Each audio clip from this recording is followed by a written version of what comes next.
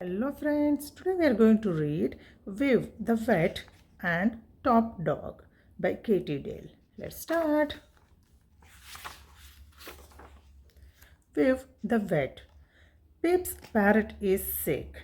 Quick, go to Viv the Vet. Help, I can help you. Kim's kitten is stuck. Quick, go to Viv the Vet. Help, I can help you. Ron's rabbit is sick. Quick, go to Viv the vet. Help, I can help you. Dan's dog is hurt. Quick, go to Viv the vet. Help, I can help you.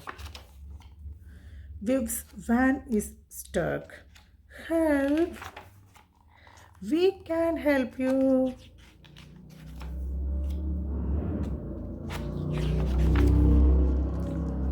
Top dog. I'm the top dog, said Lily. I'm fluffy. I'm the top dog, said Biff. I'm strong. I'm the top dog, said Dash. I'm quick. I'm not the top dog, said Scurf. I'm not fluffy.